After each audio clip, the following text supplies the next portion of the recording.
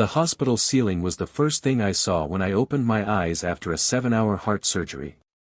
My throat burned from the breathing tube, and every part of my body felt heavy. A nurse smiled and gently told me the operation had been successful.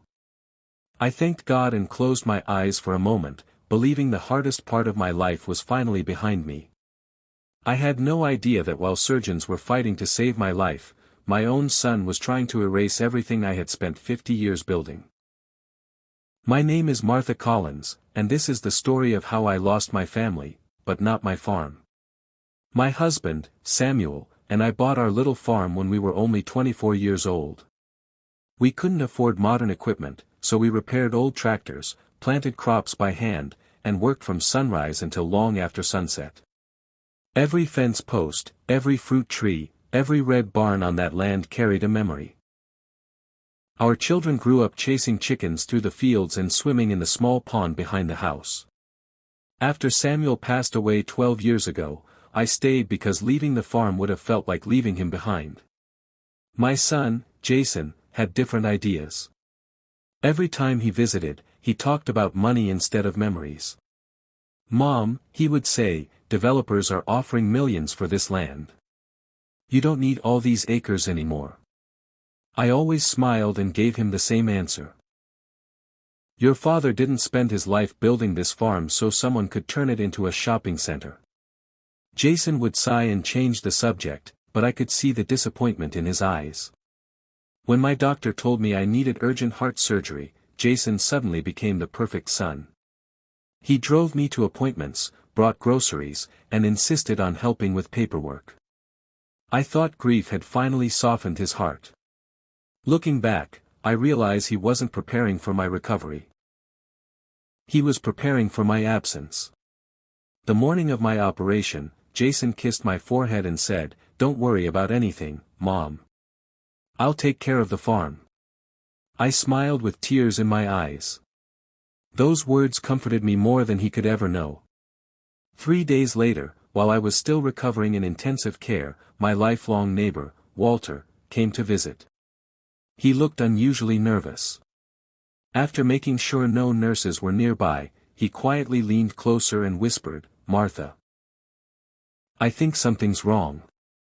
My heart began racing. Walter explained that 2 days earlier, expensive SUVs had arrived at the farm carrying real estate developers. Jason had been giving them a tour of the property. Surveyors placed colored flags across the fields, photographers took promotional pictures, and construction consultants discussed future housing plans. Walter overheard Jason telling everyone the sale would be completed within days because his mother would never be returning to farm life. Tears rolled down my face before he even finished speaking. I wasn't even out of the hospital, and my son had already decided my future. The next morning, I called my attorney, Rebecca Lawson. She arrived within an hour carrying several folders. After hearing Walter's story, she immediately checked county property records. What she discovered left even her speechless. Jason had presented forged documents claiming I had granted him power of attorney shortly before surgery. Using those fake papers, he signed a preliminary agreement to sell the farm to a national development company. Fortunately, the final transfer had not yet been recorded because one original signature was still required. Mine. Rebecca smiled for the first time that day. "He thought you wouldn't survive the operation," she said quietly. "Or that you wouldn't be strong enough to stop him." I looked out the hospital window and whispered, "He never understood who raised him." For days after being discharged, I insisted on returning to the farm despite my doctor's objections.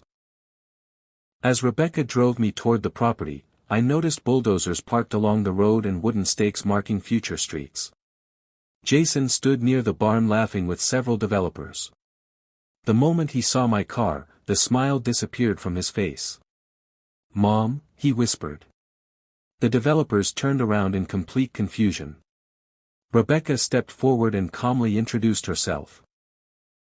Then she handed each executive a certified letter explaining that the power of attorney they relied upon had been forged and that any further action on the property could expose them to significant legal liability.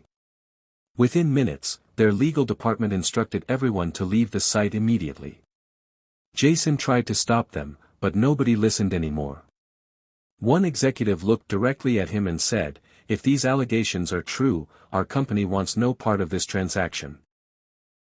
As the last vehicle drove away, Jason finally looked at me. "I was doing this for us," he insisted. I slowly shook my head. "No," I replied. "You were doing it for yourself." He fell silent. Rebecca then handed him another envelope. Inside were documents Samuel and I had signed nearly 15 years earlier. The farm had been placed into a conservation trust protecting it from commercial development after either of us passed away.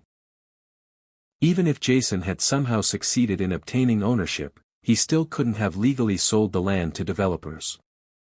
Samuel had quietly created the trust after hearing rumors that companies were buying farmland across the county. He never told Jason because he feared greed would one day cloud his judgment. My husband had protected our farm from beyond the grave.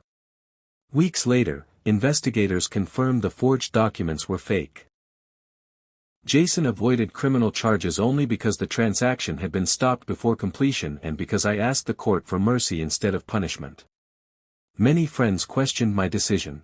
After everything he did, they asked, why forgive him? My answer was simple. Forgiveness doesn't erase consequences. It simply prevents bitterness from becoming another inheritance.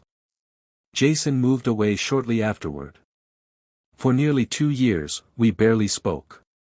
Then one rainy afternoon, he returned carrying a worn toolbox that had belonged to his father. Without saying a word, he spent the entire day repairing broken fences, cleaning the barn, and replacing loose roof shingles. As the sun began setting, he quietly walked over to me. Tears filled his eyes. "Dad would have been ashamed of me," he whispered. I placed my hand on his shoulder. "He would have been disappointed," I answered gently. But he also believed people could change. Today, the farm looks more beautiful than ever. Children from nearby schools visit every autumn to pick apples and learn where food comes from. Samuel's old tractor still sits inside the barn exactly where he parked it years ago. Jason now visits every Saturday morning. We work side by side in the fields, speaking more through actions than words. Trust takes longer to rebuild than fences, but little by little, we're getting there. Sometimes visitors ask why I never sold such valuable land. I simply smile. Land can be measured in acres and dollars. A lifetime of love cannot. Every sunrise over those fields reminds me that some things are too precious to price.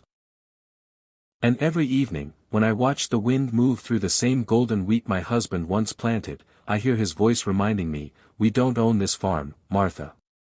We simply protect it until the next generation is worthy of it. I finally understand what he meant.